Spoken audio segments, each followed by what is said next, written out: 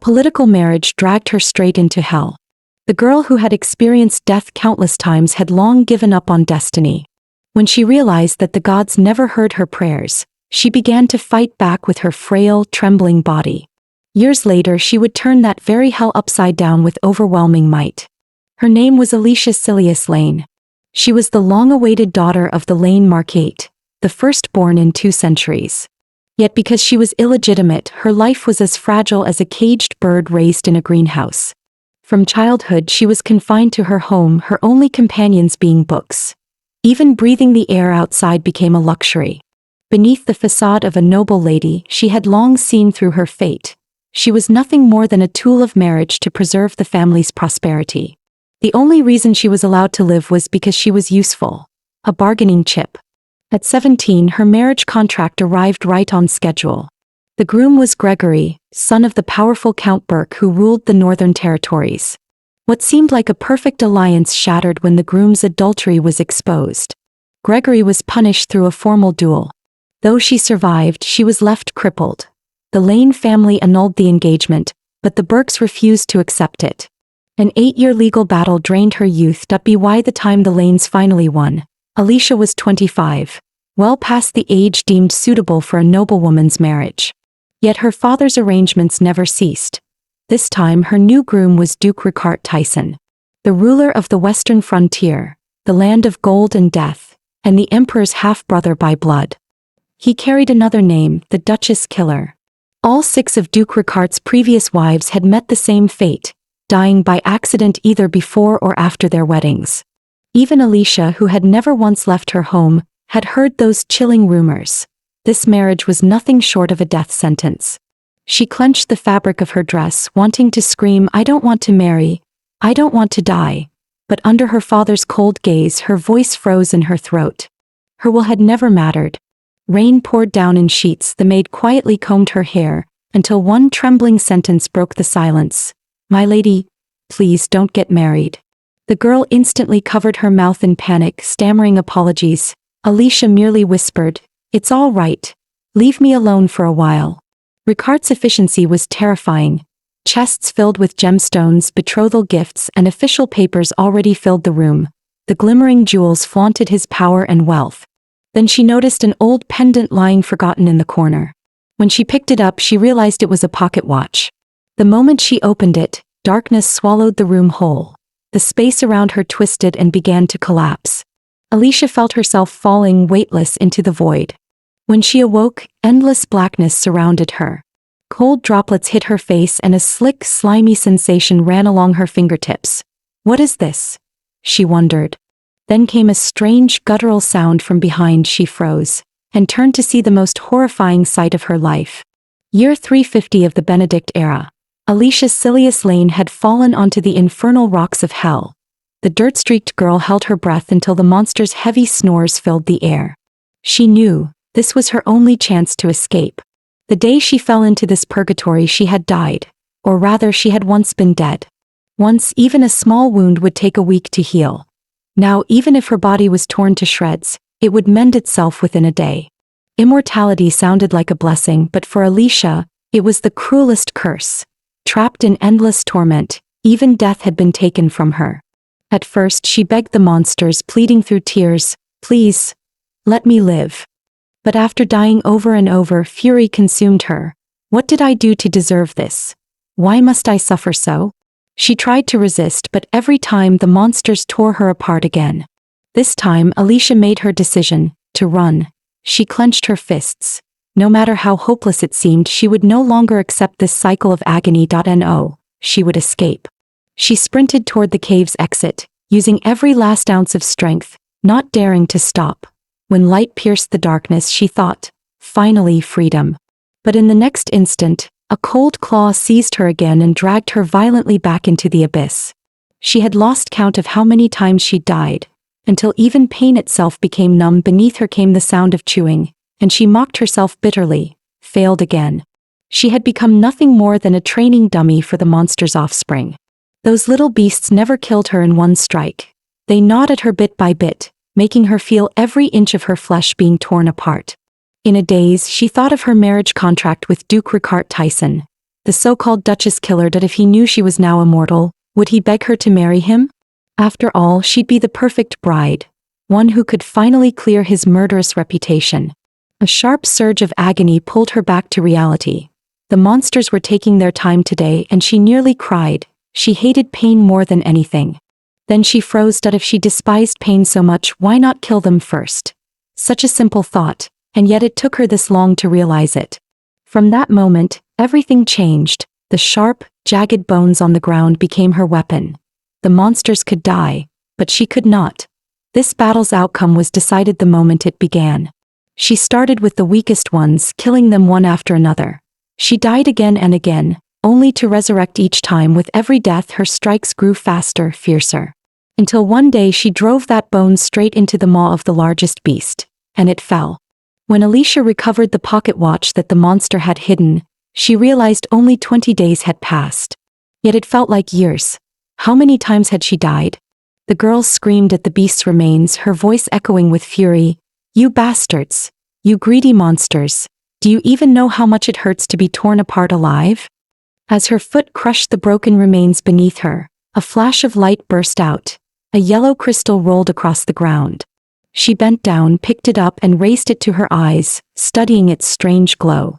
Meanwhile, in reality, a cufflink shimmered with the exact same light.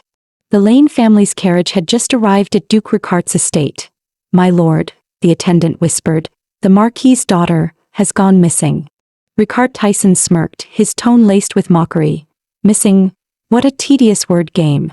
But his expression betrayed no hint of carelessness. His eyes were dark, grave, and dangerous. Whether she had fled or truly vanished, he would not let it go. None knew that deep within the abyss of hell, a girl was leaping from above, her spear aimed straight at a monster below, its tip gleaming with killing frost. Another troll fell beneath her blade. Alicia hadn't just survived hell, she was thriving within it. After slaying the troll, Alicia instinctively bent down to gather her spoils. At that moment, a hidden creature lurking in the distance launched a surprise attack the instant she picked up the crystal. But its strike missed. Alicia twisted her body midair, flipping nimbly and seizing the attacker's head with both hands. With a brutal knee strike, she snarled, "You dare touch my prey?" The creature was sent flying dozens of meters away. Step by step she advanced, her tone cold. "Even in hell, thieves must be punished." The beast-eared man finally panicked and stammered, "Please, spare me." Alicia froze for a second. The monster could talk. The terrified man dropped to his knees, babbling apologies, promising to hand over all his crystals. "Please, my lady, take them all. Just let me live. I'll never come back here again." It was the first time Alicia had met something she could communicate with. "Do you know where this place is?" she asked. Only then did she learn, the hell she'd been trapped in for 8 years actually had a name. Everything she'd known came only from books.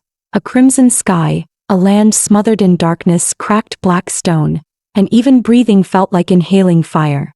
She tossed the crystal she'd just found onto the ground. "What are these?" "I pulled them from the monsters' bodies. When I swallow them, I grow stronger." The beast-eared man gasped.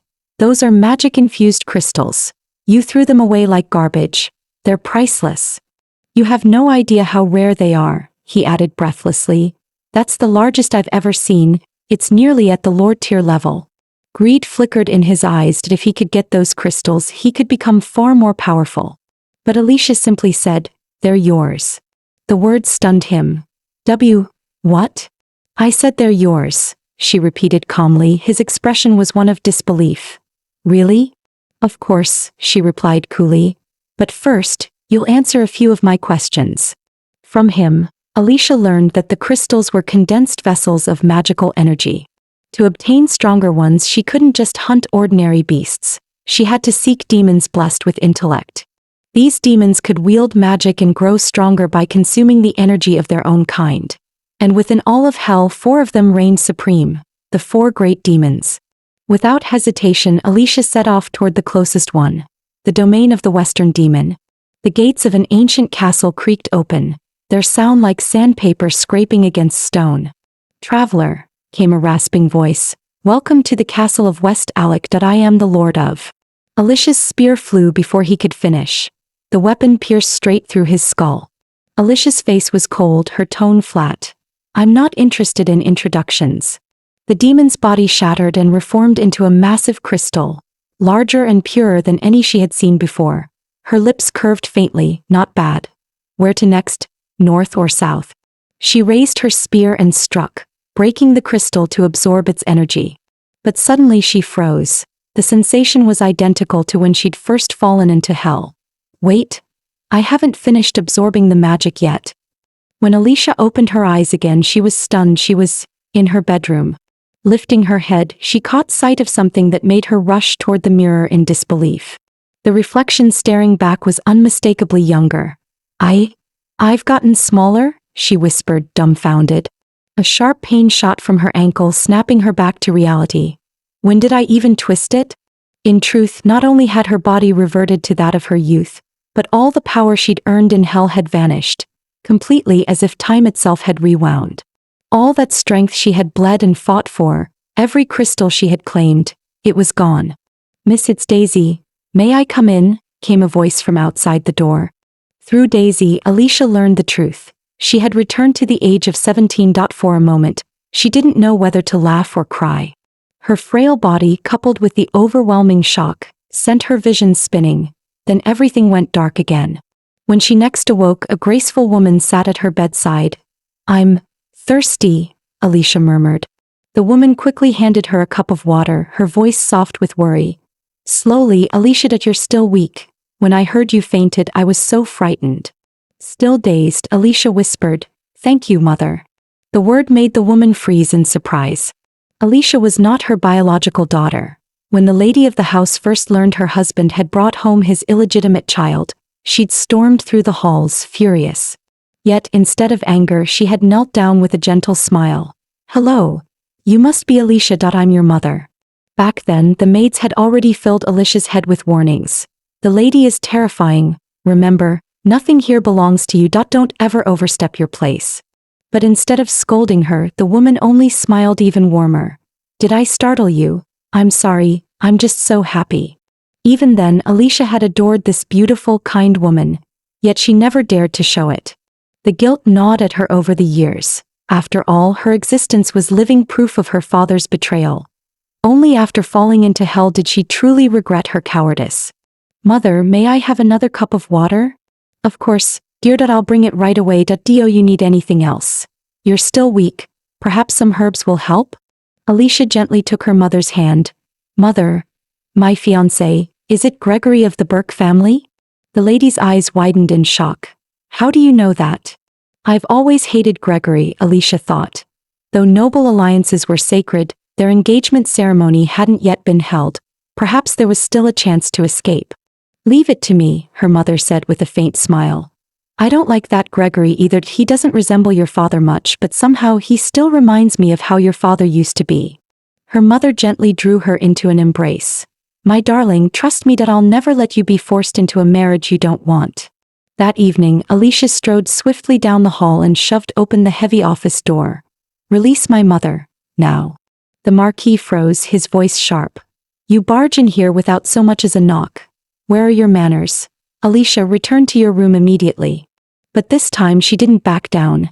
Is that, she said coldly, what you tell yourself after locking up the lady of this house, Marquis Valdemar Lane? Watch your tongue, he hissed, lowering his voice. Walls have ears. Your mother is merely unwell. She's resting. Alicia laughed bitterly. Resting? Don't insult me. She opposed my engagement, so you imprisoned her. You dare cage the lady of the house, yet you fear being overheard? Enough, the Marquis roared. Silence yourself. But Alicia continued advancing toward him. Her eyes gleamed like ice. Tell me, father, if the Marquis's daughter smashed her fiancé's skull with a hammer during the ceremony, how do you think society would react? The remark ignited his rage. He raised his hand and struck her hard across the face. Her head snapped to the side. Yet her lips curled into a dangerous smile. That's exactly what I feel like doing right now. That I've simply been holding back.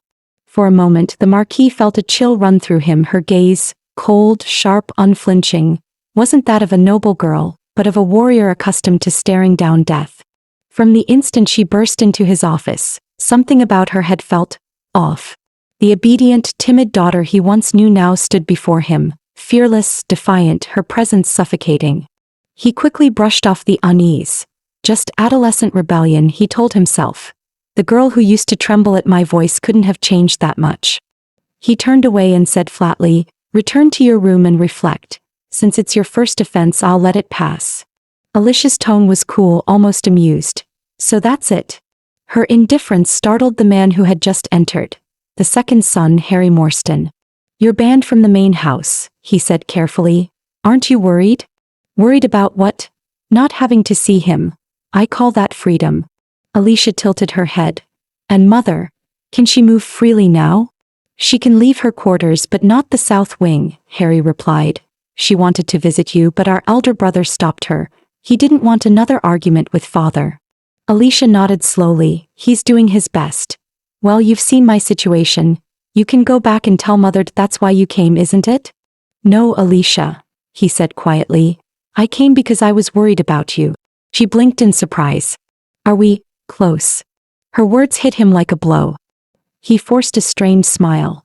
"Maybe you didn't notice, but I do care about my only little sister." Alicia felt something odd stir inside her. Her brother actually cared. The sensation of being cared for felt surprisingly pleasant. She had long assumed as an illegitimate child that her brothers must despise her.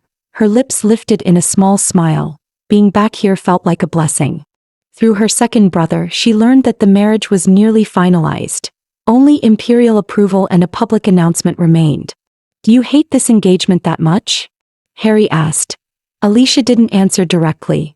Instead, she brought up the past. "Do you remember my first appearance in society?" That night, she had fallen on the dance floor and instantly became the mockery of the entire ball. In truth, no one would have minded if she had simply stood up at once. But someone led the laughter. And that someone was Gregory. Her very first debut had been ruined. Harry's grin vanished. "If I went and killed him right now, would you feel better?" he asked. "No need. I've moved on," Alicia replied coolly. "But thank you." The more she let it go, the angrier Harry grew that if he couldn't kill Gregory, then what about a duel? Breaking one of his legs should do.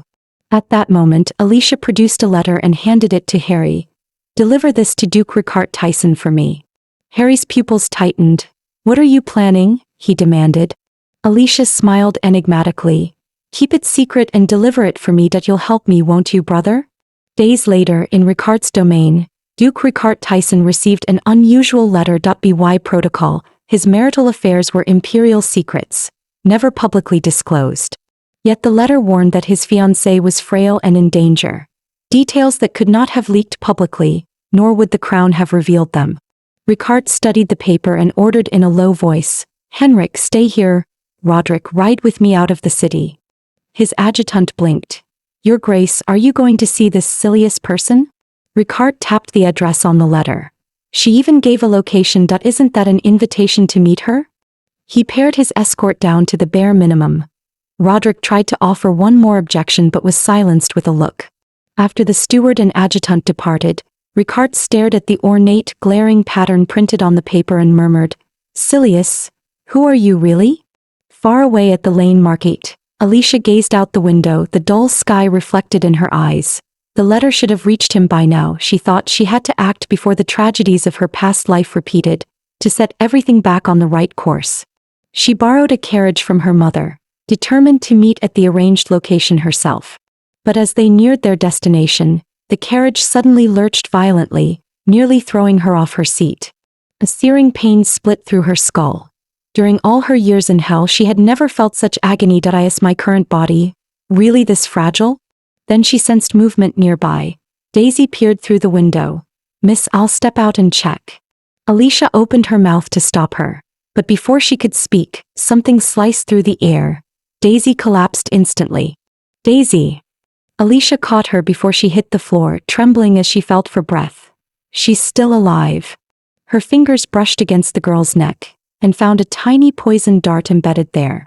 The scent of cinnamon and cypress hung faintly in the air. Alicia's pupils contracted. Only one type of poison in the world carried that smell, she whispered. "Musto. It's from Musto."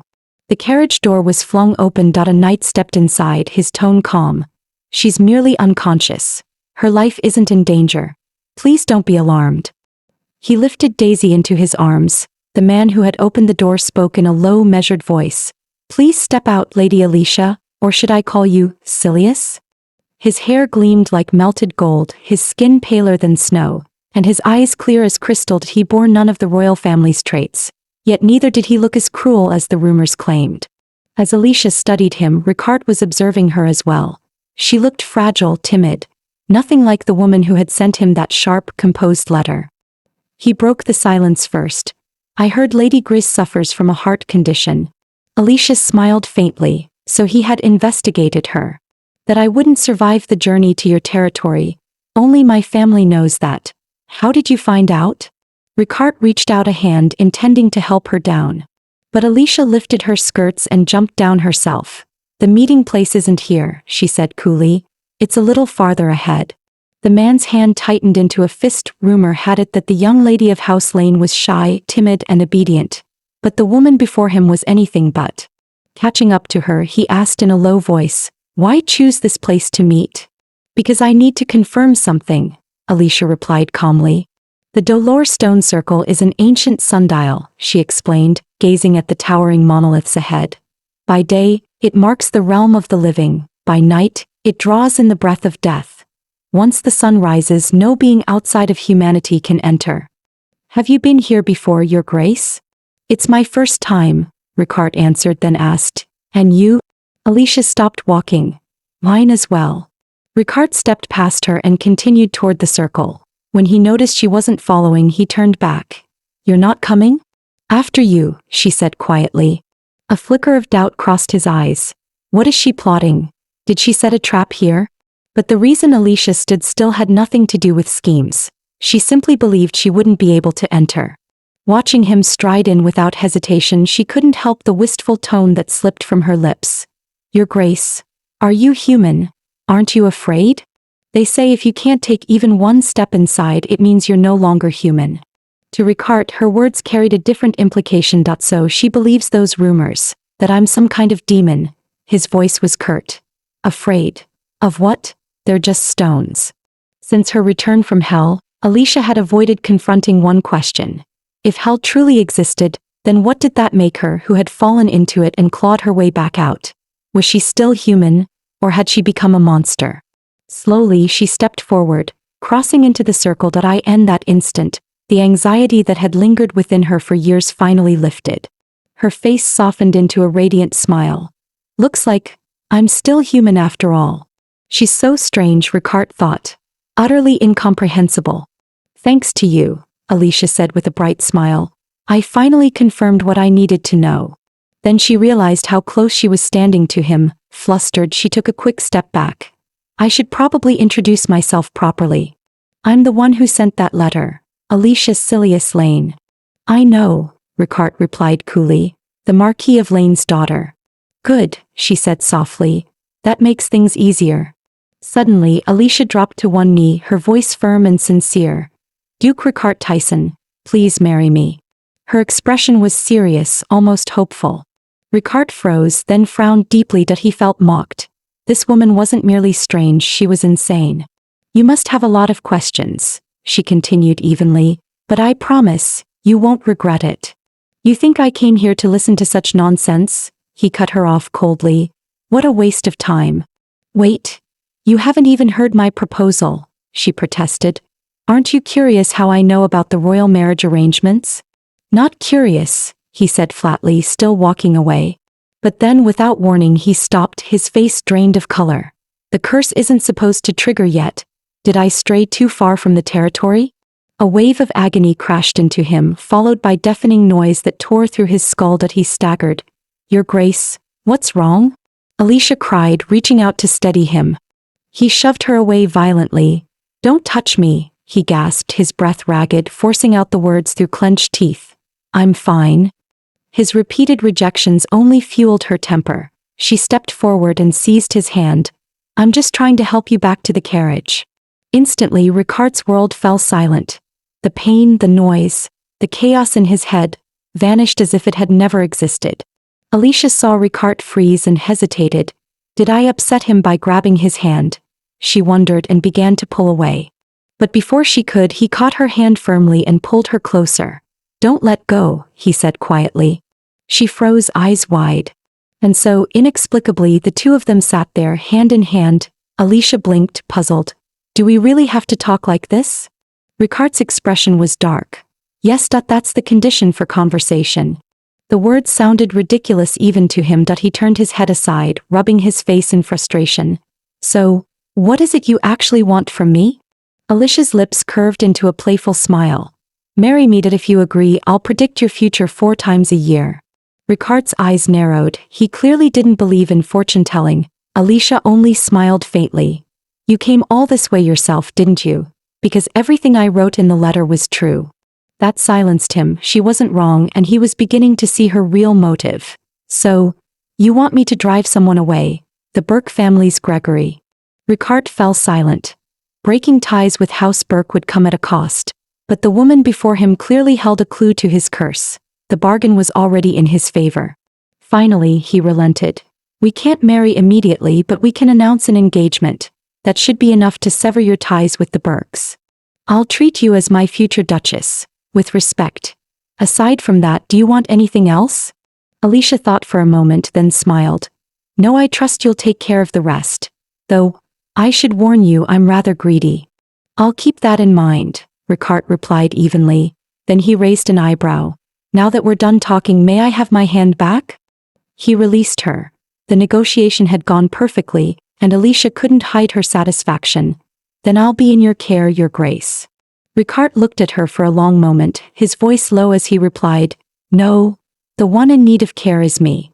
Not long after, news of Alicia Silius Lane's engagement to Duke Ricard Tyson spread across the entire nation. Rumor had it that the Duke had fallen for the northern lady at first sight. And to prove his affection, he gifted her his most magnificent castle and a vast stretch of land from his own domain. Meanwhile, the so-called heroine of every newspaper headline was busy training. Without the power of crystals, her body's recovery was painfully slow. "Alicia, is this true?" Her second brother burst into the training yard, waving a newspaper. The front-page headline blazed in bold letters, "Lady Lane to become the future Countess of Echevarria." Alicia blinked, momentarily stunned. She hadn't expected the news to spread so quickly, or Ricard to act so decisively that he had gone all out, arranging everything in grand fashion. Yet despite her being half the story, the entire article seemed to glorify him. "That's because hardly anyone in society even knows who you are," Harry said, frowning. "But wait, that's not the point. What on earth have you been doing these past few days?" At that moment, a servant led a magnificent stallion into the yard. "My lady," he said respectfully, "the horse you requested is ready." Alicia's eyes sparkled with excitement. Harry blinked in confusion. "You've never even learned to ride, have you?" She didn't answer. Instead, she ran toward the horse, vaulted gracefully into the saddle, and turned to grin at him. "Of course I have." Inwardly, she added, "Though my teacher was hell itself." Harry could only stare after her, realizing he understood his sister less and less. Alicia suddenly reined in her horse and looked back over her shoulder.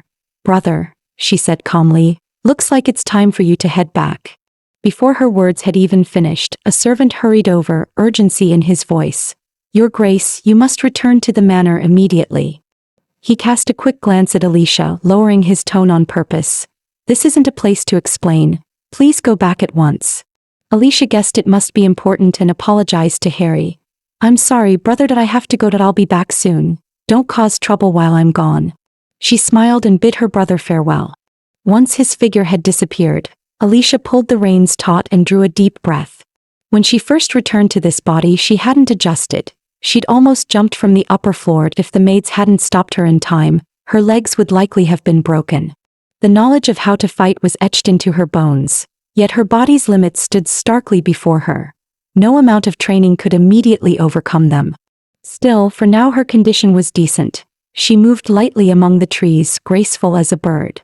Since returning from hell, what she most wanted was to regain the power the magic crystals granted to, and no matter how hard she trained, she couldn't replicate the strength those crystals provided. Her arms were still too weak. A shadow fell across her. Alicia looked up. It was Ricard Tyson. He asked with a dry smile, "Is this how the Lane household trains?" She sprang to her feet, surprised. "What are you doing here?" Ricard offered a hand. I came for a knighting ceremony. The moment their hands brushed, Alicia froze. There was a yellow gem set into his cufflink. What were you doing just now? She demanded, standing suddenly straight. Nothing, just some casual exercise, Ricard replied, his hand awkwardly hovering in the air. His tone carried a trace of annoyance. So the special drills most knights struggle with are merely light practice for you? Let's not drag this out. Can we drop it? Seeing the girl change the subject again, Ricard sighed. At least take the leaf off your head first, he said. Here or here? Alicia tilted her head playfully. Ricard exhaled, half helpless, half resigned. Forgive my impropriety. He reached out and gently plucked the leaf from her hair. That's better. But the next instant, Alicia suddenly leaned closer. Startled, Ricard instinctively stepped back. He hadn't noticed the step behind him. His balance gave way and he fell backward. Alicia lunged forward, catching herself against his chest. I thought I was seeing things, she murmured. Her fingers tightened around his hand as though afraid he'd flee. Ricard panicked completely. Miss Alicia, please let go of me. But as soon as she released him, she grabbed his wrist again. Your Grace, may I have this cufflink? She hadn't mistaken it. It was a magic crystal embedded there.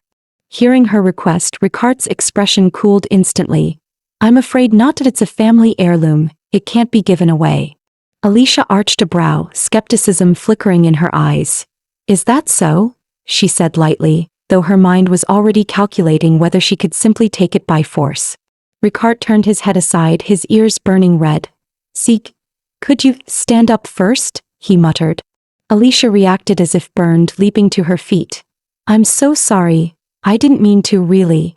Straightening his disheveled coat, Ricard replied calmly. It's fine. That one can't be yours, but there are similar gems in the Tyson territory that I'll find one and give it to you next time as a gift. Hearing that, Alicia instantly abandoned the idea of taking it by force. She hurried after him, voice bright with cheer. In that case, I should return the favor with a gift of my own. Her tone softened, almost solemn. This winter there will be no snow, but between the last week of March and early April, there will be a great blizzard. Ricard suddenly stopped in his tracks. Is that true? His mind raced. March was early spring. If a blizzard really struck then, countless people in his territory could freeze to death. He'd have to make preparations immediately. Alicia smiled lightly. Consider this one a gift. It doesn't count toward the number of prophecies. Her words sounded absurd, yet as Ricard looked into her calm, unwavering eyes, an unshakable instinct told him everything she said would come true. He gave a solemn nod. I haven't even given you the gem yet, but thanks to you I can prevent a major loss in the duchy. Without realizing it, they had returned to the mansion. The entrance was already crowded with people. Ricard's adjutant hurried forward and bowed. Your Grace, these are the items you ordered prepared. He then turned to Alicia with a courteous nod. Lady Alicia, I have something for you. But before he could continue, the Lane family's butler interjected. Your Grace, the young Marquis is waiting for you in the main hall. Alicia leaned in slightly and whispered, You're not planning to visit the annex first? Ricard stepped closer, lowering his voice. Alicia, I came here for you. From the very beginning, he had no intention of meeting anyone else from House Lane. His gaze swept over the gathered servants, sharp as a blade. Everyone, leave. The attendants bowed and dispersed. As Daisy turned to go, Alicia motioned for her to take the horse back to the stable. Then from above, a familiar voice broke the silence. Now that everyone's gone, it's finally my turn. Ricard opened the chest handed to him by his adjutant. Inside lay a breathtaking set of jewelry, glimmering red gemstones set in gold. It was the late Duchess Margaret's famed ruby collection. Alicia blinked, her voice caught between disbelief and amusement.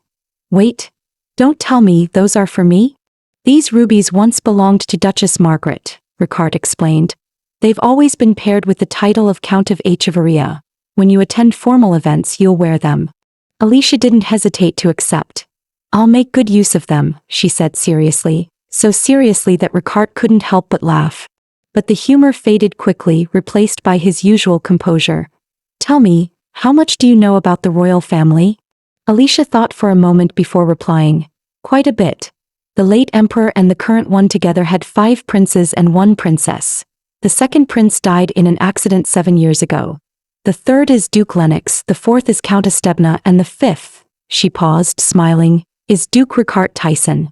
The only Princess Louise is your half-sister. Same mother, different father. Correct that you've done your homework." Ricard nodded approvingly. Alicia gave a playful grin. "Don't underestimate me, I actually like reading." He chuckled. "You'll have tutors from the royal household soon that they'll teach you what you still need to know." Then his tone softened, though his gaze was serious. "And miss, that unique hobby of yours, you should probably keep it hidden for now." "I understand," Alicia replied immediately. Ricard smiled faintly. "Good. As for the rest, I'll cooperate with you fully." Their discussion wrapped up and they prepared to part ways. "Then I'll see you at the title ceremony," Ricard said. "Once the gown's color is finalized, I'll have someone inform you." Just as she turned to leave, Ricard suddenly leaned closer, so close she could feel his breath by her cheek, and whispered something. Alicia froze, wide-eyed. "I saw it with my own eyes," he murmured, mounting his horse. "I hope that helps you." Ricard had arrived like a storm and departed like the wind. The encounter had startled her, but deep down, Alicia couldn't help thinking that the man was far better than the rumors claimed. Moments later, the servants who had fled earlier poured back into the courtyard, chattering all at once. "Miss, since when were you so close with the Duke? How did you even meet him?" They hadn't dared utter a word minutes ago, yet now they were bold enough to crowd around her. Alicia frowned, her voice turned sharp. "Everyone except Daisy, leave." When the courtyard finally fell silent, she turned to her maid. "Pack our things that we're leaving for the Ishelabel territory." Ricard had given her incredible news. Marquis Lane wouldn't be returning anytime soon. He had angered the Emperor by formally requesting to annul the marriage with House Burke, and as punishment, was placed under house arrest within the royal palace. For Alicia, this was the perfect chance to leave the mansion behind and finally live on her own terms. Days later, the news reached home. The Marquis nearly exploded with rage when he learned that his daughter had defied his wishes and secretly gotten engaged to another man. But when he stormed back to the estate, he found only an empty room. Alicia was already gone. His fury stood in stark contrast to his wife's calm delight. Lady Marina smiled faintly. "You said Alicia, she's gone to Echevarria." The Marquis, weary and pale from days of confinement, stared in disbelief. "What are you talking about? What happened?" Marina's tone was serene. "She left a letter, said she wanted to see her new lands." "That's absurd," he snapped. "Why didn't you stop her?" Caught off guard by his outrage, Marina paused, then gave a low, ironic laugh. "I can't even step foot in the South Wing anymore. How exactly was I supposed to stop her?" The Marquis froze. Something in her voice struck him like a blade.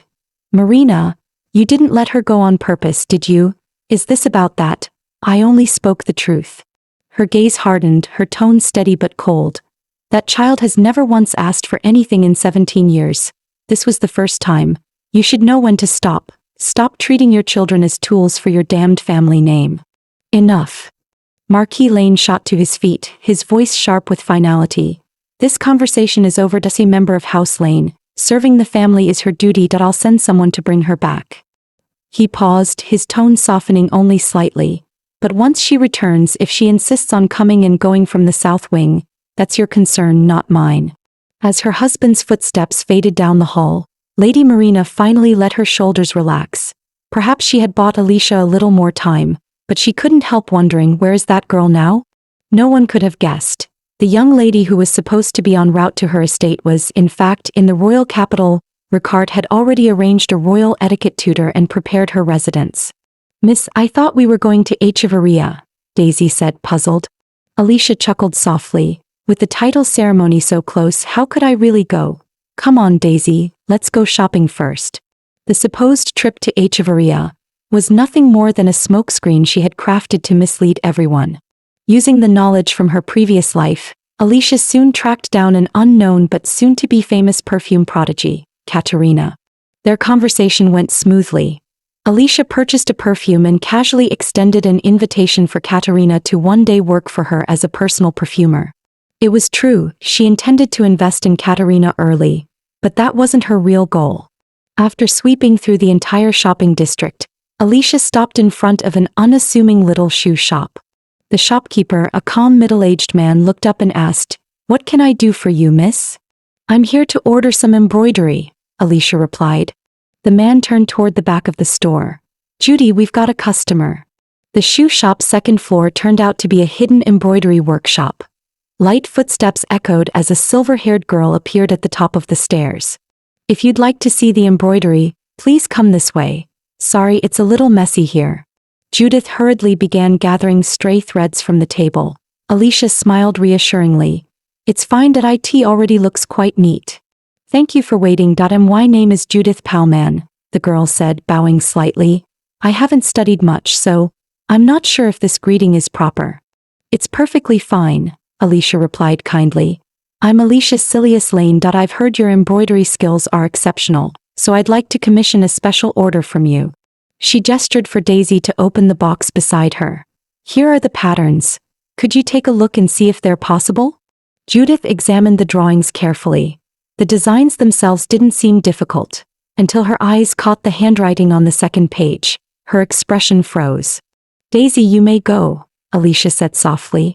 As soon as the maid stepped out, Judith's fingers clenched tightly around the papers, and a sudden lethal sharpness filled her eyes. The air itself seemed to tense.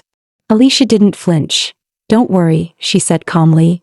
No one else knows that I took several detours before coming here, just to make sure no one followed me.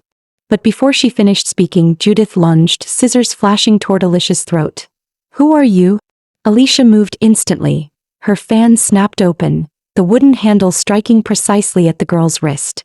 The scissors flew from Judith's grasp. Me, Alicia said coolly, her tone almost playful. I suppose I'm the woman everyone in the capital can't stop talking about right now. Judith's arm went numb from the blow. How could she be this strong? Alicia met her gaze, eyes steady and voice calm. I mean you no harm. I only wish to be your ally, of the Kroya clan. 8 years earlier, the Kroya clan had been wiped out. 6 mysterious fires occurred near the capital, and she was the only survivor of one branch of Kroya. For years Judith had hidden in that small workshop. Now the richly dressed girl before her had torn open those buried wounds. Silence. Judith snapped, brandishing her scissors and pointing the blade at Alicia, warning her to leave. Alicia lifted her chin slightly. Her tone remained calm, but it cut like a blade. Kroya is already gone. If you keep running, she will truly vanish from this world. Judith flared with fury. What do you know? She demanded. In the next breath, Alicia's words made her freeze. I know who betrayed Kroya, Judith, and I will help you get vengeance. Judith's voice trembled. Why? Alicia answered simply, didn't I say, I want to be your friend. Friends help one another. Alicia went on. Outwardly, Kroya was said to be governed by 6 leaders. But there was another faction hidden beneath the surface. They are the ones who betrayed and destroyed the clan. Judith could hardly believe it. Is that true? If you want to prove it, go verify it yourself. But hurry, delay any longer and you'll die too. A chill ran through Alicia. Has this place already been discovered? She didn't answer directly, instead she left a pointed remark. I hope you finish the orders before spring comes. Not long after, Alicia received an invitation from the crown to attend the title conferment ceremony. At the palace, unrest on the western frontier was escalating. Ricard asked the emperor for additional troops to be deployed there. As their conversation went on, it inevitably shifted to his marriage. Ministers were in uproar over seating arrangements for the title conferment ceremony. So much so that even Ricard and the empress had been on icy terms for 5 days. There was no reliable information in the capital about the Count of Echevarria, and frequent inquiries to the empress had left her irritated, so she took it out on Ricard. This mess is because of you, one official jabbed. You suddenly pushed for an engagement and insisted on the title. By the way, how is this Echevarria person doing lately? Ricard corrected him calmly. She isn't a Count yet. In any case, I authorized the investiture. What's the difference? Though the engagement appeared to be Ricard's idea, the emperor was in fact the driving force behind it. He hadn't given Marquis Lane any choice. He simply set the wedding date. If you worry the girl is too young, postpone it 2 years.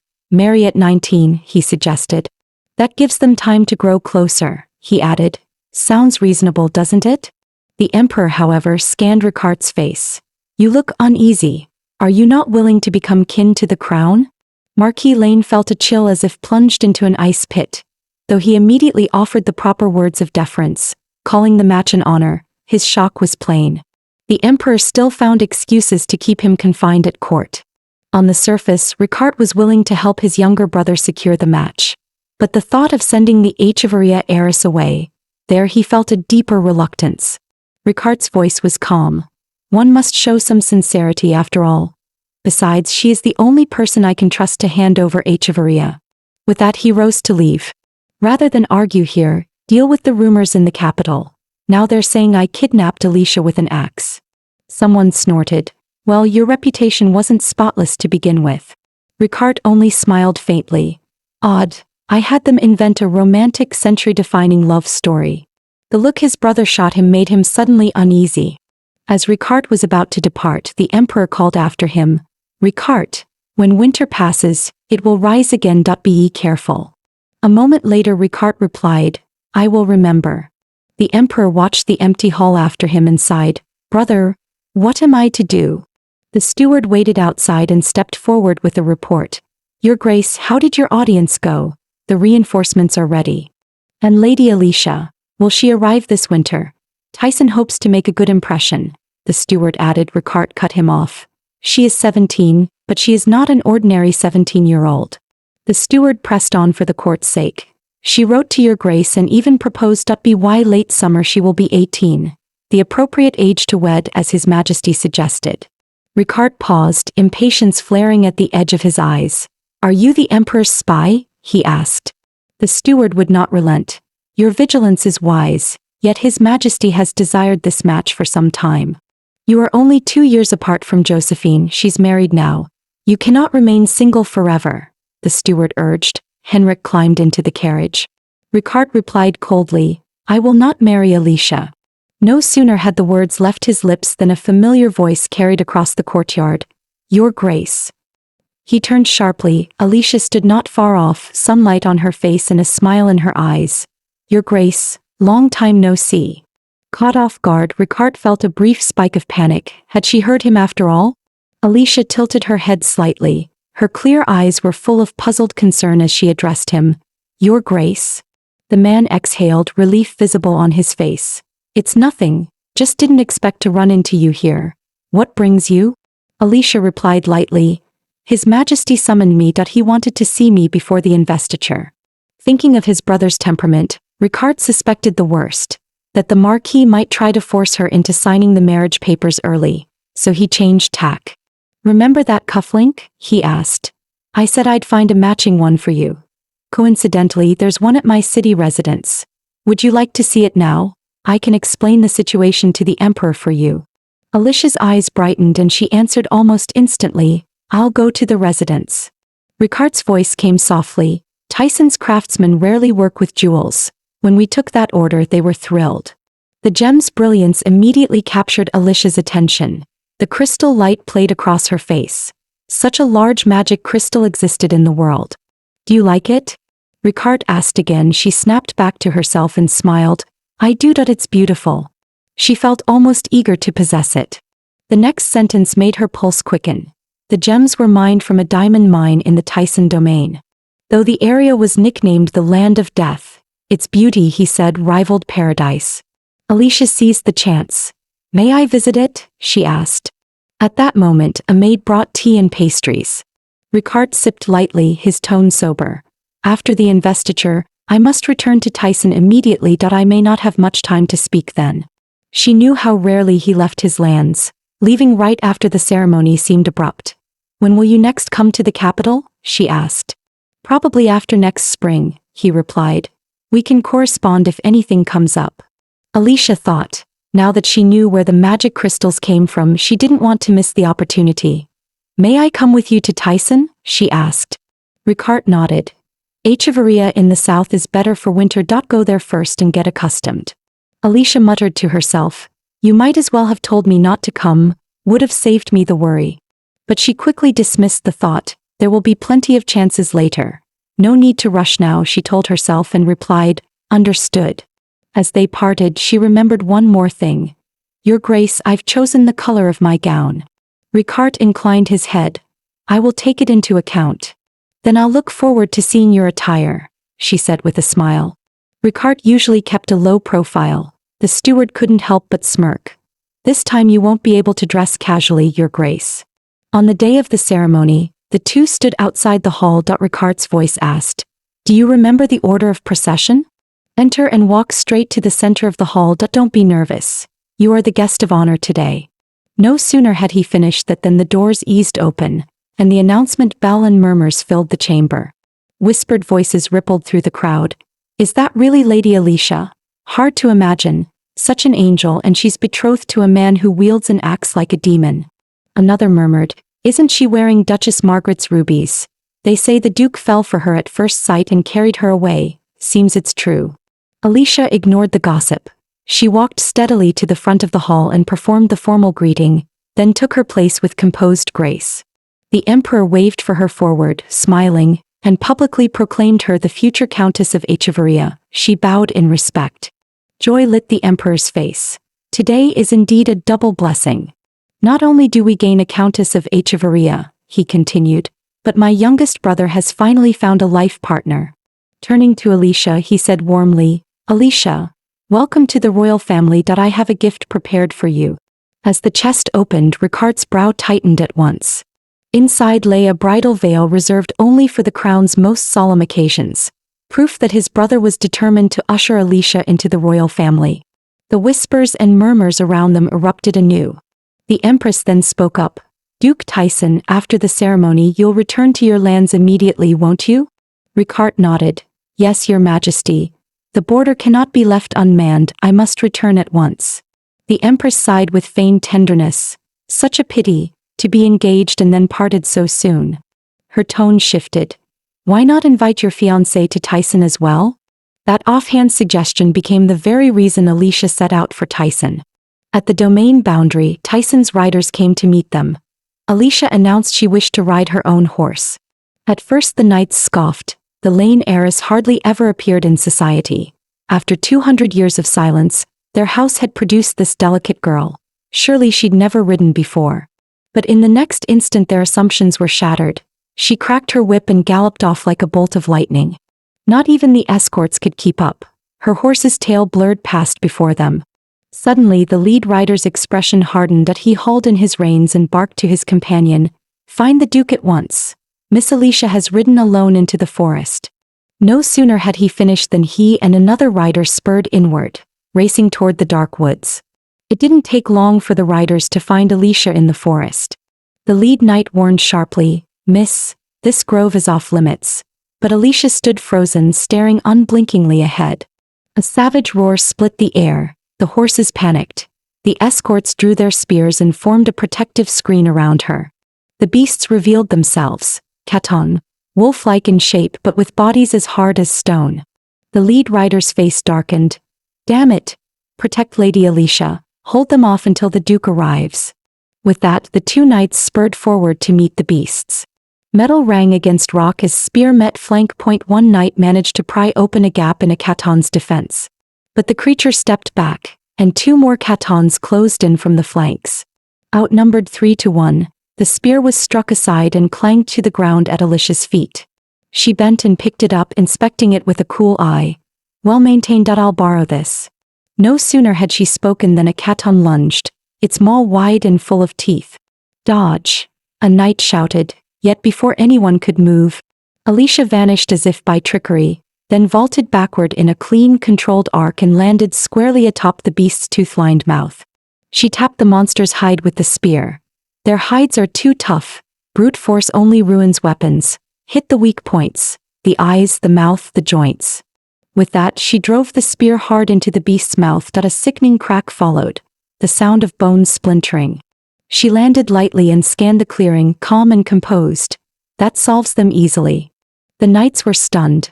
What they had assumed was a fragile girl needing their protection had, in an instant, slain a monster. Sensing a formidable foe, the Catons abruptly shifted their focus. Their target was now her. Two riders steadied themselves, resetting their formation and breathing to match the new tempo of the fight. There was no fear in Alicia's eyes, only the sharp thrill and focus of combat. As expected, once the beast's weak points were known, the tide turned.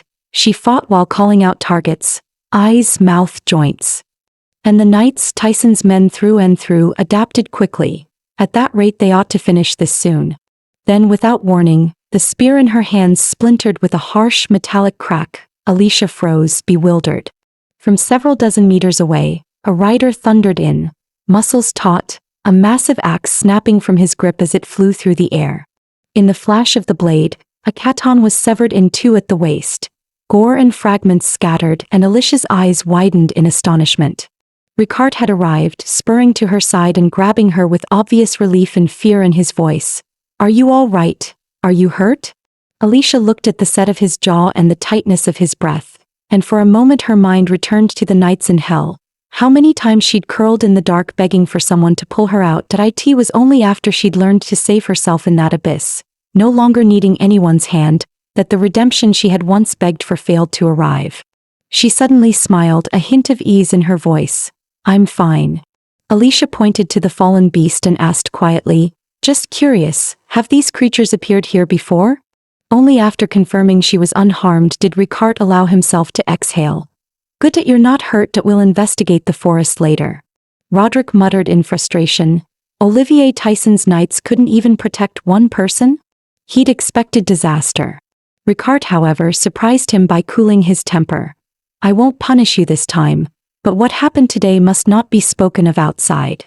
He escorted her for the rest of the journey himself. Yet upon arrival, Alicia was installed in Lilig Palace. The reason was formal. They were not yet wed, and as the future countess she was to have her own residence. Since that day, nearly a month had passed without Ricard showing. He was swallowed by state affairs and a string of audiences. Today Baron Gritz was visiting.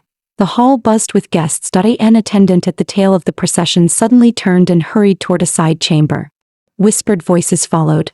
"They say the visitor is a lady from the north. Unfamiliar with court customs, the guard here is sloppy. If she slips in, the rest will be easy." Another voice asked softly, "What is that thing?" "It's a gift meant to turn the master into a heretic," came the blunt reply. No more than a breath later, the speaker was felled by a swift hand chop. He crumpled unconscious and the room fell silent. Alicia stooped to retrieve the fallen man's dropped item and frowned. "There really are too many visitors today." As night fell, the door slid open silently and a shadow slipped inside. A masked man drew a dagger and its blade flashed in the candlelight. Alicia's eyes snapped open. In the next instant the dagger flew from the attacker's hand, struck away with precise force, and the blade clattered to the floor. She stretched lazily and quipped with a hint of mockery, "Do you have any idea how many people have come by since nightfall? You may come find me, but at least let me sleep a little first." The captured assassin froze, then sneered, "No wonder the others never returned. Didn't expect the future Duchess to be a monster like this." "Don't be so confident," another voice hissed. "I planned this thoroughly. This time you won't walk out alive." The words were barely out when a new wave of attackers lunged forward. From the darkness came a familiar voice. "Looks like I'm not too late. Long time no see, Miss Alicia. Your request has been fulfilled." Judith stepped from the shadows. Alicia's face lit up. "I knew I could trust you, excellently done." Judith nodded and scanned the subdued captives on the floor. "Shall I deal with them?" she asked, matter of fact. One captive sneered without fear. "Do you know how many of us there are?" he spat. Judith's eyes went cold. An elbow silenced him instantly and he crumpled. Another attacker stubbornly refused to talk. "No matter what you do, I won't name my employer," he snarled. Judith cut him off sharply. It was Baron Gritz. He planned to place his daughter at the Duke's side to seize influence. When that failed, he resorted to this extremity.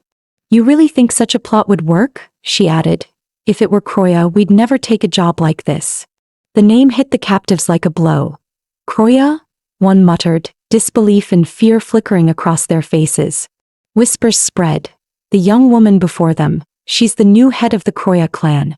Judith narrowed her eyes, gratitude and resolve in her tone. "We owe this to your help," she said to Alicia. Alicia rose and stepped forward. Calm but resolute, she declared, "Since you came uninvited, let us deal with the problem at hand." The next day at the Tyson residence, Ricard looked up and asked, "Did you kill him?" Alicia set down her teacup and replied evenly, "Not yet." He nodded. Good, that I'll assign people to handle it. If you insist on taking action yourself, that's your choice. Just don't expose the cleanup. Leave the aftermath to those I appoint. Having learned she had slain a beast, Ricard's attitude toward her had shifted noticeably. A quiet irritation rose in Alicia. Isn't there anything else you want to say? She asked. His tone remained even. This investiture exceeded expectations. Incidents like this may recur.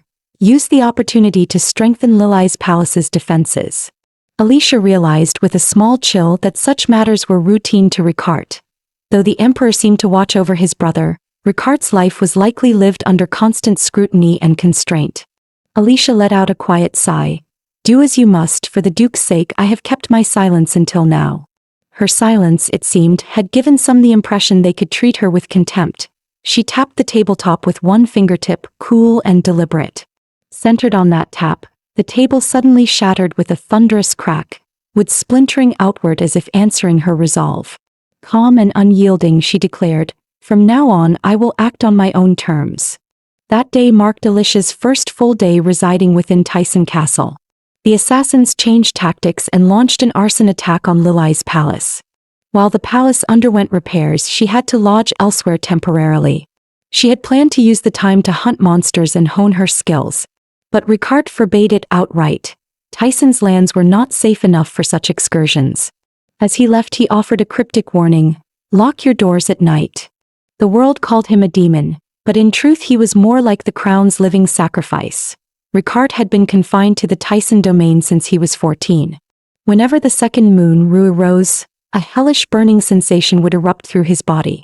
At the same time, his limbs would feel as if frozen in ice and his head assaulted by countless blades. The pain reduced him to convulsions and collapse. A worried shout from the steward sounded outside the door, echoing down the corridor. Ricard snapped, spent of patience and strength, and barked for him to stand back. He forced himself upright. Pain clawed at his vision, blurring the world as his grip on reason teetered. He drew the dagger at his waist and drove it into his arm. Blood spurted crimson. Yet when he pulled the blade free, the wound sealed as if it had never been. Self-inflicted wounds had become his crude method of holding on to sanity. Without them, the raging despair and fury inside him would obliterate everything in sight. Staggering, he made his way toward his bedchamber, each step heavy and uncertain. It was the curse every Duke of Tyson inherited. Incurable, unbreakable, pain that followed like a shadow until life's end. Sometimes Ricard wondered, tongue razor sharp in his thoughts, if he had killed the previous emperor when he had the chance, would things be easier now? The thought coiled in him like a poisonous snake. The prospect of enduring another 10 days of this torment nearly tipped him over. He found himself whispering murderous curses and imagining slaughter. The last threads of reason, however, kept pulling him back. Each year at this season he locked himself away, keeping everyone at bay. The unbearable days passed in a slow churn of pain and resistance. The next morning Alicia heard the rumor that Ricard had fallen ill, and she was puzzled. How could the man nicknamed the Demon, the one said to stand in battle the day after being pierced, suddenly be taken ill? Worse, the household's reaction was oddly calm. There was no urgency and no physician appeared. Suspicious, she requested to see him, and the adjutant neither barred her nor protested. On the contrary, he offered to lead the way to Ricard's chamber. Ricard's chamber was stark and silent. Not a servant or guard could be seen along the way. He looked paper-white and sickly, his breaths coming in ragged spasms, as if he'd just been hauled from the water. Alicia took out a handkerchief and wiped the cold sweat from his brow. Suddenly she remembered that the same symptoms had shown the first time they met. Mimicking that earlier moment, she took his hand gently. Could a touch really ease his pain? If so, why had he sent everyone away? Late that night Ricard, unsteady, staggered to Alicia's door and stood at the foot of her bed. She opened her eyes from sleep. "Your Grace?" she murmured. His voice was hoarse, almost pleading. "I'm sorry, Alicia. I know this will confuse you. Please, I beg you." Alicia sprang up in alarm. Ricard seized her hand suddenly and begged, "Please, don't let go." She looked at him, puzzled. His face seemed on the verge of tears. The next moment he went limp and collapsed into her arms. Alicia was stunned. Her Grace the Duke had fallen into her embrace, and she did not let his hand slip. His body was frighteningly cold. Morning sunlight slid through the window. Ricard stared at Alicia in silence.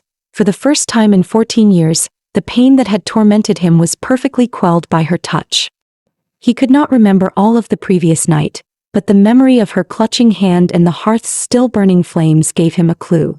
From their first meeting he had known. Whenever Alicia touched him, the agony receded that he had known this and had deliberately avoided her. Now, however, he could no longer fight it. She was his only salvation. Ricard brushed the back of his hand lightly across her cheek. Alicia's brow twitched. Startled, he withdrew his hand hastily. Before long she awoke. She had barely slept the night through. Alarm flared. She thought of Ricard at once. His voice came from beside her, gentler now. It's all right to let go for a while. He gave her a rare, weary smile. Would you like to rest a bit more? Alicia's concern lingered. Are you better now? She asked. He clasped her hand again. I should be the one asking if you are well. She laughed lightly, the sound bright. I'm fine. Ricard was silent for a moment, then spoke suddenly. I know you must think I'm very strange right now. Alicia shook her head. No, Your Grace, not strange, more curious. Will you tell me what happened? Ricard's eyes darkened, but he replied slowly, all right, but you must promise me, tell no one. I don't know the exact cause, but I am bound to this place. If I leave Tyson, I will not survive. Do you remember our first meeting? Back then it was only a mild sign. Now it is the worst season of my curse. Seeing her worry, Ricard managed a smile. Don't look so troubled. I've met someone who can change everything. Alicia's eyes widened. Who? When Ricard smiled at her, it dawned on her. Could that person be me? He set his smile aside. His voice grew serious. Like the bargain you mentioned before, I hope you'll accept my request. He paused, then added, when I fall ill in Tyson, please hold my hand. Whatever you want, so long as it isn't the throne, I will grant it. That I don't much care myself, but open conflict with the crown would be troublesome. Alicia found it absurd. Was a noble title a trinket to be bartered on the roadside? So as long as I hold your hand, any demand is granted? She asked. Of course, he replied. Start with the Lilai's Palace sapphire set. Ricard raised a brow. Is that all? In a way it's already yours, but if you want permanent rights to the palace, I can transfer them to you at once. Alicia was about to think the bargain was too easy when his tone shifted. There is one more condition. Her heart sank. What is it? You must not let anyone know. Especially the royal family. Aren't they your family? He asked, puzzled. Ricard released her hand, his face hardening. If they learn of this, tomorrow you will become the Duchess of Tyson, meaning? He was silent for a long while before he finally said softly, Alicia, do not marry me. She stared at him, stunned. Only last night he had begged her not to let go. Now he said he did not want to marry her. In truth, Alicia had never been deeply in love with Ricard, nor had she fallen for him at first sight, yet the rejection stung. Perhaps she had subconsciously assumed that once betrothed, they would step into a marriage of convenience. So his firm yet strangely gentle refusal left her unusually vexed. As her thoughts tumbled, Ricard's curse flared again. He doubled over on the bed, moaning in pain, his amber eyes glazing as if they'd lost focus. Alicia sprang forward and pressed a handkerchief to his brow. I'm sorry I'm late, she blurted, suddenly ashamed at herself. Why had no one summoned her sooner to this sick man? When he recognized her, a weak smile flickered across his face. Just a moment, it's all right, he murmured. She exhaled and softened her voice. What can I do to help you recover faster? Obediently, Ricard answered. Wherever your hand touches, the pain subsides first. She placed her hand on his forehead again, repeating the gesture from before. As his breathing eased, he shifted closer and said quietly, Hold my hand, that's enough. Alicia watched him in silence, realizing that in weakness he became unusually clingy, like an animal seeking comfort. Ricard gripped her hand with a desperate tenderness. Don't let go, he pleaded. Those words struck her like a sudden blow. Her earlier irritation evaporated. Their exchange had made one thing clear. If she held his hand, the agony would abate. The moment she released it, the pain would return. Ricard asked softly why she looked at him that way. Alicia answered honestly, because I feel sorry for you. He took the remark in stride, voice warm with a hint of mischief. Then will you stay and keep this poor man company? She thought that perhaps this, rather than the fearsome rumors, was the truer Ricard. Then he produced a delicate key from beneath his pillow and placed it in her hand. She took it, puzzled. "What is this?" he replied. "The key to the Duke's household." The key, granting access and authority within the Duke's manor, signified that even before marriage she could exercise the rights of a lady of the house and wield a measure of control over Tyson affairs. Ricard only added in a quiet voice, "I trust you, Alicia." The words left her with a complicated, unsettled flutter of feeling. On the fourth day they were living and eating together, Alicia asked, "So it's 10 days in total?" Ricard replied as he braided her hair, "Yes." Alicia lowered her head. "Why do you want me to braid your hair?" she asked. "Because it makes me more comfortable. Your hand must stay held," she answered. The two of them braided with one hand each, a clumsy comic scene that felt like a small disaster. The bigger problem, however, was washing. No matter how quickly she moved, she always returned to find Ricard contorted with pain. Simply put, because of him, Alicia could not bathe like a normal person. Ricard blushed and apologized. "I'm sorry that it's my fault." Alicia turned her head and smiled. "I don't want an apology. Luckily the servants help, so it's bearable." She grew curious. "When I wasn't here, how did you get through this? Isn't there any medicine?" Ricard's gaze on her was solemn. He suddenly released her hand and reached for his waist. Alicia's eyes went cold. On instinct she pressed back the short sword he had half drawn. For a moment they both froze, her move purely reflexive. Ricard hurried to explain, "Don't worry, I wasn't going to attack. Don't be frightened." Then in a flash he stabbed the blade into the back of his own hand. Blood welled up, but the wound closed almost instantly. Alicia stared as if struck by lightning. He said calmly, "I inflict a greater pain to temporarily counteract it." During the days they'd spent together she'd noticed other things. He often ate little, slept poorly, and refused to let others tend his wounds, eerily similar to her own time in the abyss. Bluntly she asked, "Have you been to hell?" The question stunned him. He blinked, taken aback. After a pause he answered, "People call me a demon, but don't worry, I've never been to hell. The curse doesn't send me there." Alicia cut him off. "Why explain?" Ricard's look was complicated. "Because I don't want you to think of me that way," he said quietly. "Then how should I see you?" she pressed. He replied slowly, "As before. Don't pity me, I don't want your pity." Her mind drifted back to her own darkness. In hell she had not felt hunger. It took an entire year there before she understood she was dead. She had forced herself to swallow whatever she could, trying to cling to life, but her body didn't respond, couldn't even digest. Eventually she had to accept the grim truth. She was dead. Watching Ricard's painful struggle, Alicia thought to herself, "I am not afraid of you. Only you remind me of someone." From that day Alicia began asking Ricard for small favors. Simple things like sharing a meal. Whenever he hesitated she would half joke, half threaten, "You promised you'd do anything if I held your hand. Should I propose to you now?" At the word marriage, Ricard startled upright and said dutifully, "Then I will eat." He trembled as he lifted his spoon. "Your Grace, does eating cause you pain?" she teased. "No, I'm right-handed," he replied. She laughed and said, "Then sit beside me." With no longer insisting on separation, they gradually discovered a comfortable rhythm. Small domestic moments softened their days. Ricard told her many things about the Tyson domain and court affairs. As the curse's cycle neared its end, an urgent dispatch arrived from the palace. The emperor intended to bring his mistress into the palace to give birth. The mistress's father was Marquis Manhwa, Ricard's chief political rival. Manhwa led the faction loyal to the late emperor and stood opposed to Ricard. Should his daughter bear an imperial heir within the palace, the fragile balance of power would be shattered. If the mistress were to give birth to a successor inside the palace, the resulting shift would fundamentally alter the political landscape of the empire. Early the next morning Ricard readied himself to ride for the capital, only to find Alicia insisting on following him. She smiled innocently, but her presence unnerved him. She took his hand and pleaded to go with him, citing his curse.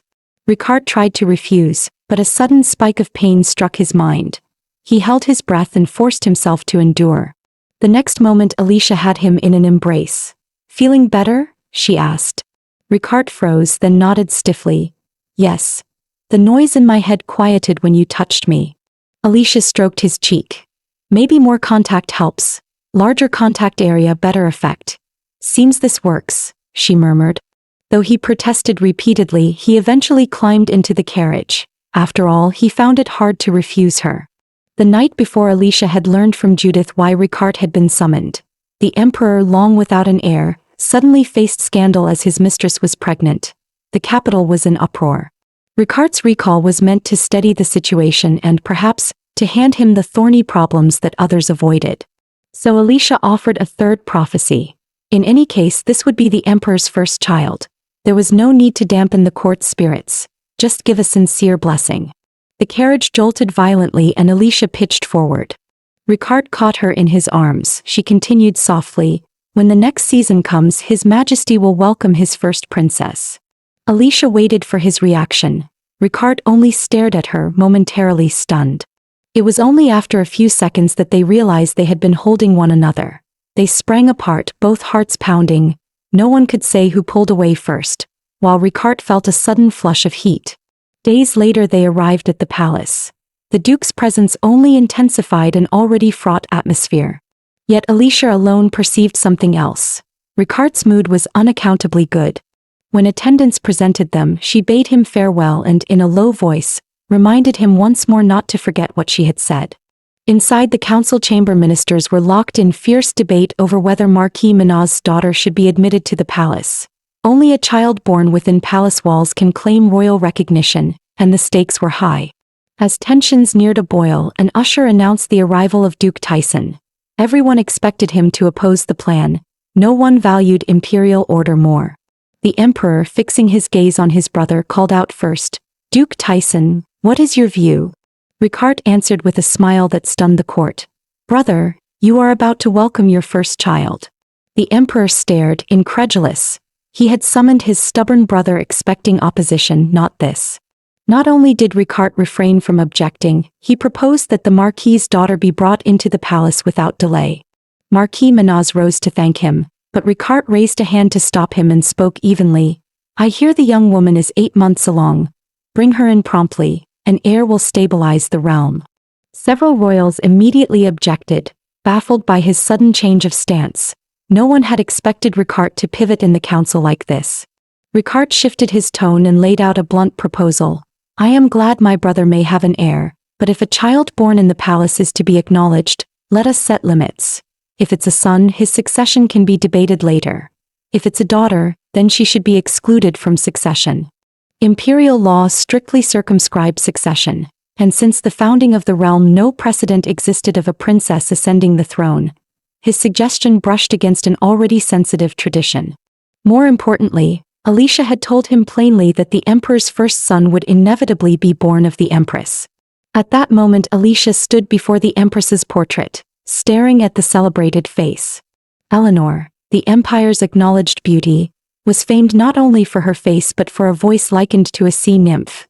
Her presence had been held up as the court's finest adornment. The emperor had once been one of her most ardent suitors, yet the love then celebrated by the realm had frayed after 9 years. A servant bowed and announced, "Miss Alicia, Her Majesty requests your presence." She turned at the sound. The empire's fairest woman had, within 9 years of marriage, watched her husband's infidelity unfold. Though aware that the mistress was pregnant, Eleanor kept a composed smile for appearances.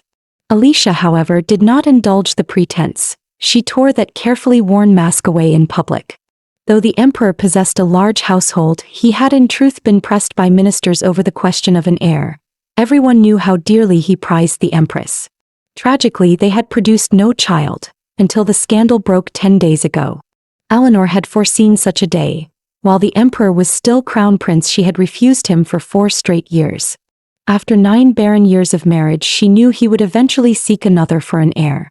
Tears welled in Eleanor's eyes. The bottled resentment and anger spilled out in a low cry. "How could he do this to me?" The impeccably composed empress finally showed raw discontent before the court. Alicia took the empress's trembling hand and pressed a small candy into it. "Take this." Eleanor regarded the sweet in puzzlement. "A candy," she murmured. Alicia offered, "If you feel unsettled, one will help steady you." To everyone's surprise, Eleanor obeyed and ate the candy. The tiny, odd gesture steadied her. She composed herself, met Alicia's gaze and asked in a quiet voice, Miss Alicia, why have you come here? She knew that despite the twists ahead, the crown prince would ultimately be born of the empress. Yet worry would take its toll. The empress fell gravely ill with a heart condition and thereafter rarely appeared in public. Alicia could not bear to see her fade. She quietly confessed that she too had once let wounded pride drive her into hiding, believing she had no one to turn to. Later she had been filled with regret. If someone had reached out first, perhaps those opportunities for connection would not have been lost. Eleanor had assumed Alicia only sought friendship. But Alicia's blunt counsel angered the empress, and so she urged Eleanor to be candid with the emperor. A wash of humiliation rose in Eleanor. Have you ever wanted to end your life because your pride was wounded? She demanded. Alicia urged on. Preserving the empress's dignity matters, but before his majesty, please show him the real you. If he never sees your suffering, he will only hesitate, and you remain beautiful. If you cried, you would still be as bewitching as a sea nymph. Eleanor recoiled. You mean I should cry before the emperor? Alicia nodded and promised that he would understand, and that she would be pained by it. She added gently, hardships pass, please take care of yourself. I will come to see you again soon. Alicia left the empress's chamber with a composed face. Some rifts between throne and consort had already opened. While the past could not be fully mended, she would try to help untie the knots in the empress's heart. Besides, nobles with mistresses were not unprecedented. Even if she could only ease a little of the empress's pain, it was worth the attempt. Had Alicia not returned to 17, the empress might already have been promised to that other man, though scandal would have followed. Alicia sighed softly. Some tragedies she thought only history can rewrite. Alicia sighed softly, recalling Ricard's words, "Do not marry me." She wondered quietly, does the Duke have another lover? A familiar voice sounded from behind, teasing, "Who said I had another lover?" She turned to find Ricard having come straight from his council. Alicia felt a touch embarrassed, but with the man himself present she was reassured. He had no lover now. "How is the empress?" she asked. He replied lightly, still graceful and composed. Alicia teased, "Are you going to visit the concubines then?" "Why would I?" Ricard shot back. "If I only visit the empress and leave, people will think it's strange." Alicia smiled slyly. "I have no need to curry favor with concubines." Her confidence made Ricard's lips twitch into a smile. The wind had turned chilly. Without a word he shrugged off his coat and draped it around Alicia's shoulders. The emperor slammed his hand on the table, scowling. "What are you two, some sort of con artist couple?" Ricard remained unbothered that he raised his teacup, took a slow sip and replied evenly, "I'm not married." "But you have a fiancé," the emperor shot back. "An engagement is not a marriage," Ricard said flatly. The emperor's tone grew urgent. "Your fiancé visits Empress Eleanor every day, and seems overly fond of her. That's suspicious. I heard she only gave the empress a few candies, and now her majesty adores her." Ricard lifted his gaze. "And what's wrong with that?" In truth, the emperor was on the verge of losing his mind. Everything about his brother lately felt strange. This man who had always been like a steel wall, cautious, unyielding, rigid to the bone, had suddenly become smooth, diplomatic, and unpredictable. He was convinced Alicia, the fiancée, was the cause of it all. On the surface, Alicia appeared no different from any other noble lady. Yet in how she treated the empress and the concubines she stood apart from them all. The emperor decided he must find a moment to meet her alone. Around that time, rumors began to spread through the capital's social circles. Whispers that the future Grand Duchess was arrogant, temperamental, and foul-mouthed. After some investigation, Judith discovered that the source of the slander was none other than Lady Viviana, the Marquis's third daughter and sister to a royal concubine. At the same time, Alicia had been taking embroidery lessons from Judith, though she clearly possessed no talent for it. Growing more irritable by the day, she finally muttered, "Honestly, this is infuriating." Feeling the need to send a warning, Judith delivered a bouquet in Alicia's name. It was a cluster of white calla lilies, flowers of both blessing and farewell. Used alike in weddings and funerals, they symbolized the beginning and the end of life itself. Viviana hurled the bouquet to the floor in fury. "A brat from the north dares to look down on me," she hissed through clenched teeth. The rumors about Alicia only grew worse by the day. No matter where she went, people stared at her with curious, judging eyes. Though she pretended not to care, the constant buzzing of gossip felt like flies in her ears, irritating and relentless. Suddenly, a faint sound of sobbing came from nearby. Curious, Alicia leaned closer. I truly wanted to be her friend, a voice whimpered, but she won't even look at me. Wait, were they talking about her?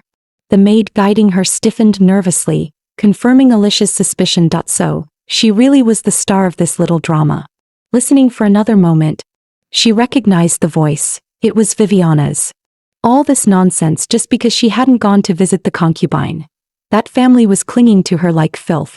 Let's go, Alicia said calmly, turning away. Confronting them now would only make her look equally foolish. Just as Alicia was about to leave, the girl started again. She drew in a deep breath, struggling to calm the murderous impulse surging within her. This isn't hell, she reminded herself. You have to stay in control. Stay calm. But Viviana's next words ignited the fury Alicia had been holding back. She stopped me and slapped me across the face. A sharp crack rang out as the wall beside her split open, dust drifting down from the fracture. Damn restraint. To hell with it, she thought coldly. She wouldn't kill, but Viviana would pay for this. Her voice cut through the air like frost. You said, I slapped you? Viviana, still pretending to cry, froze when she heard that icy voice. She turned around in panic. And the moment she saw who it was, Alicia, her pupils shrank, but she quickly forced on a smug grin. Miss Alicia? Before she could finish, a sharp smack echoed through the hall. Alicia's hand had already struck her across the face. Viviana stumbled backward and crashed to the floor, her cheeks swelling bright red. Alicia's gaze was cold, her tone calm yet cutting. I usually ignore baseless gossip, but what I just heard was absurdly laughable. Oh, and by the way, she leaned down slightly, voice low and almost sweet. That slap? I only used about 10% of my strength. Now get up, Lady Viviana, because this time I won't be holding back.